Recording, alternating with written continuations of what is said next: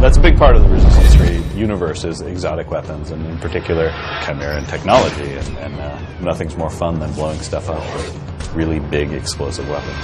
Some of the weapons I would say we pushed a little bit farther. Again, like that sort of mantra of, you know, this can only happen in Resistance. I think we've got a really unique mythos in our game. The Mutator is a good example where they've taken Chimeran technology, humans and have crafted a weapon out of it. I think this weapon in particular was pushed a lot by animation.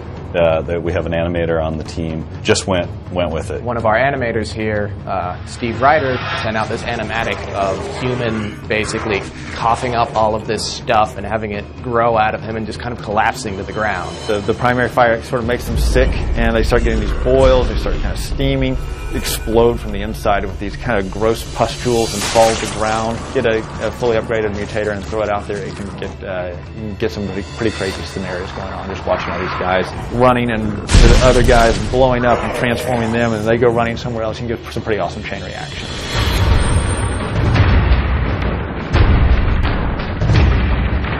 The Deadeye is a Chimeran sniper rifle. Primary fire, it's a sniper shot. It's deadly. You want to get the headshot. The secondary fire, you pull the trigger and you've got this sort of wind-up that lasts about a second and a half, and this reticle kind of collapses and shoots out this extremely powerful shot. Sniper weapons are an interesting gun to talk about upgrades because it's already such a powerful thing. We added an extra magnification level to the sniper rifle. It's silenced, so you can shoot it without waking guys up instantly. Whenever you go into scope view, we actually have a little effect around guys' heads to help you target and get the headshot.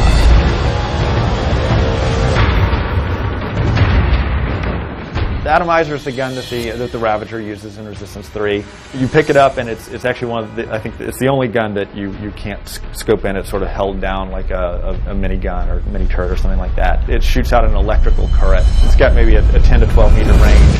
And anytime something's pretty close to you, it'll just auto-target them and zap them and actually disintegrates them whenever you kill them. The secondary fire shoots out this gravity well turret, shoots out these sort of lightning bolts, and it actually sucks the enemies into it. It drags them in, picks them up, and they sort of go spinning around. And they get a bunch of body parts and a ragdoll or two moving around. It looks pretty awesome. My personal favorites, I have a lot of them. I really like the Bullseye, I always have. I like the way that it feels right now, and it's always a good weapon of choice for taking out certain types of enemies. We've got these Chimeran and alien weapons, and one of the things we want to do is sort of give them a flavor unlike anything that human weapons could have. When you pull up the Bullseye, you have this sort of weird, sort of floating holographic iron sight. I think it's one of the first changes people are going to notice. You have a weapon that's kind of this small SMG-style gun. It kind of has a big spread. It has this alt-fire where you can tag guys, and all of the primary fire will go to that tag. It makes it extremely effective against very fast-moving characters.